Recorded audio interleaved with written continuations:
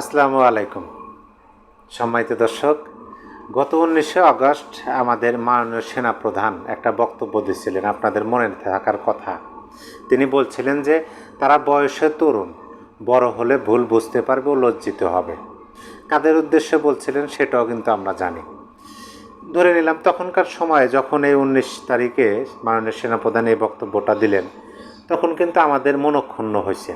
আমাদের বলতে সারা বাংলাদেশের সাধারণ মানুষ যারা কোনো রাজনৈতিক দলের সাথে সংযুক্ত না, কিন্তু দেশকে ভালোবাসেন, মুক্তিযুদ্ধের পক্ষে, আর আমাদের স্বাধীনতা, আমাদের সার্বভৌমত্বের জায়গা সেনাবাহিনী, সেনানিবাস, সেই সুবাদে সেনাবাহিনীকে সম্মান করে, ভালোবাসে।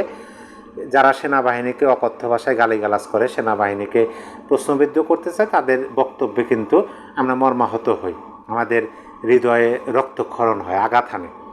আমরা মর্মাহত হয়েছিলাম, কিন্তু সেনাপ্রধান, মাননীয় সেনাপ্রধান যে বক্তব্য দিলেন তাতে আমরা বুঝলাম যে হ্যাঁ, তিনি একজন মুরব্বীর দায়িত্ব পালন করছেন।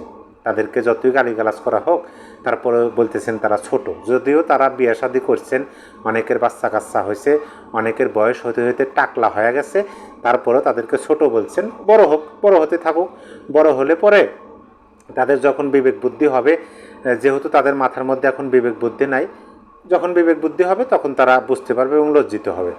কিন্তু আজকে সেই 11 দিন পরে 30শে আগস্ট এসে যখন দেখতেছি যে না, এখন তার কোনো ব্যক্তি না, সাংগঠনিকভাবে আমাদের সেনাবাহিনীর সদস্যদের কুলাঙ্গার বলা হইতেছে, আমাদের সেনাবাহিনীর সদস্যদেরকে দুষ্কৃতিকারী বলে তারা বিভিন্নভাবে অপমানমূলক শব্দ ব্যবহার করে কথা বলতেছে, মাননীয় সেনাপ্রধানকে বলতেছে, তখন কেমন লাগে? আর কতদিন এইভাবে সইবে আমাদের সেনাবাহিনী, সেনাপ্রধান? এই প্রশ্নটা কিন্তু এখন চলে আসে। গণ অধিকার পরিষদের সাধারণ সম্পাদক রাশেদ খান তিনি কি বলছেন? দায় থাকুক আর না থাকুক, আমরা মনে করছি স্বরাষ্ট্র উপদেষ্টা আপনি কোনোভাবেই বাংলাদেশের আইন শৃঙ্খলা পরিস্থিতি নিয়ন্ত্রণ করতে পারছেন না, সুতরাং গতকালের ঘটনার পর আপনি আর এই পদে কোনোভাবেই থাকতে পারবেন না, এই কথাটা বলছেন। হ্যাঁ, তিনি পদত্যাগের দাবি করতে পারেন, তিনি উপদেষ্টাদের এরকম কথা বলতে পারেন, হ্যাঁ বাংলাদেশের আইন শৃঙ্খলা পরিস্থিতির অবনতি আছে, সুন্দর কথা।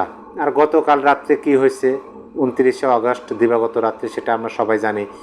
গণ অধিকার পরিষদ একটা মব সৃষ্টি করতে গেছে, আইন শৃঙ্খলা বাহিনী সেটা করতে দেয় না, লাঠিচার্জ করছে, সেইটা নিয়ে আমাদের সেনাবাহিনীর উপর এরকম আক্রমণাত্মক কথা বলতেছে। তিনি আরও কিছু কথা বলছে, যে তিনি বলেন নুরুল হকের উপর সেনাবাহিনীর কতিপয় দুষ্কৃতিকারী হামলা চালিয়েছে।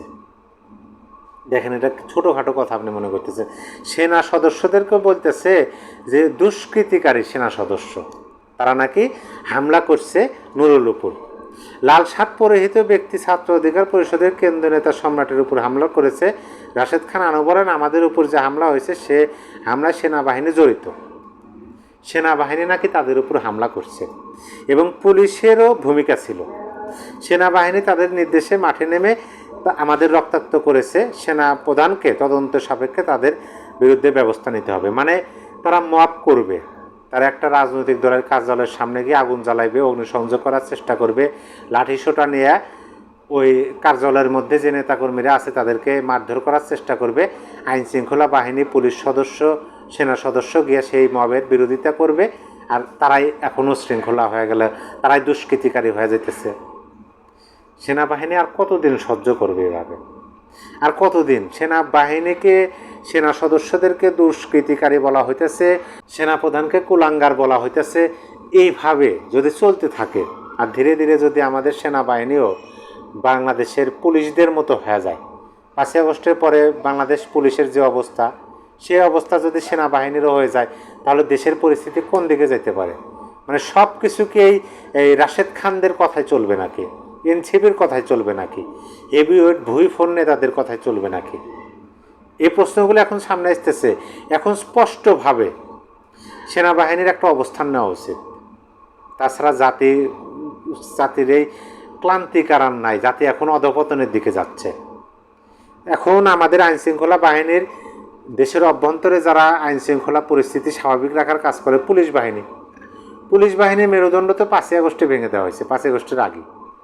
5ই আগস্টের পরে যাই আইন শৃঙ্খলার পরিস্থিতি স্বাভাবিক রাখার চেষ্টা করতেছে, সেনাবাহিনী পুলিশ বাহিনীর সদস্যদের সহযোগিতা নিয়ে সেনাবাহিনী সব কিছু হ্যান্ডেল করতেছে। এখন সেনাবাহিনীর সদস্যদের যদি দুষ্কৃতিকারী বলে গালিগালাজ করা হয়, মাননীয় সেনাপ্রধানকে যদি কুলাঙ্গার বলে গালিগালাজ করা হয়, তা আবার সাংগঠনিকভাবে এক একজন এক একটা দলের সাধারণ সম্পাদক, সভাপতি, প্রচার সম্পাদক, মুখ্য সংগঠক, এই সমস্ত পদে থাকা ব্যক্তিরা যদি গালিগালাজ করে, এই সমস্ত শব্দ ব্যবহার করে, আর আমাদের সেনাপ্রধান যদি আবারও সেই কথাই বলে, তাদের বয়স কম, তাদের বয়স হলে পরে তারা আবার বুঝতে পারবে, লজ্জিত হবে।